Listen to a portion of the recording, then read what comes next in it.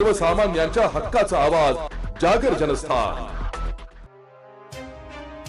Nashik road railway स्थानकावरील अनधिकृत टपऱ्यांवर अतिक्रमण मोहीम राबविण्यात आली आहे। आगामी कुंभमेळ्याच्या पार्श्वभूमीवर परराज्यातून नाशिक रोड बस स्थानक तसेच रेल्वे स्थानकावर मोठ्या संख्येने पर्यटक नाशिक शहरात दाखल होत असतात।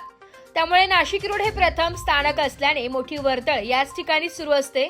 नाशिक रोड भागातील डॉक्टर बाबासाहेब आंबेडकर पुतळा, छत्रपती शिवाजी महाराज पुतळा, बिटको चौक व इतर मुख्य स्थानकावर मोठ्या प्रमाणाने अनधिकृत टपऱ्याधारकांनी अतिक्रमण केल्याने मोठी वाहतूक कोंडी निर्माण झाली आहे। वाहतूक सुरळीतपणे सुरू ठेवण्यासाठी आज दिनांक 8 ऑक्टोबर रोजी दुपारी 12 वाजेपासून नाशिक महानगरपालिका नाशिक रोड पोलीस ठाण्याच्या संयुक्त कारवाईमध्ये सुभाष रोड रेल्वे स्थानक बस स्थानकालगत असलेल्या अनधिकृत टपऱ्या हटविण्यात आल्या।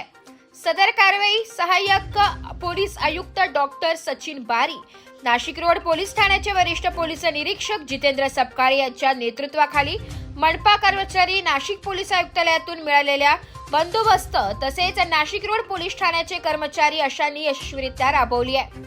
रस्त्याला अडथळा निर्माण होणाऱ्या अनधिकृत टपरीधारकांनी स्वतःहून अतिक्रमण काढून घेण्याचे आवाहनही यावेळी करण्यात आले। सदर कारवाई इतर भागातही होणार असल्याची माहिती सुद्धा यावेळी देण्यात आली आहे। आज नाशिक रोड पोलीस स्टेशन परिसरामध्ये जे अवैध स्ट्रक्चर्स आहे ते काढण्याची कारवाई सुरू आहे।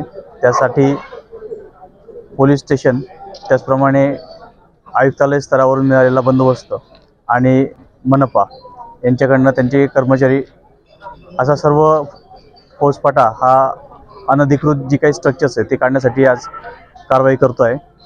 त्या अनुषंगाने आतापर्यंत नाशिक रोड रेल्वे स्टेशन परिसरामध्ये ज्या अवैध टपऱ्या आहेत त्याचप्रमाणे अवैध स्ट्रक्चर्स आहेत ते काढण्याचे काम सुरू आहे।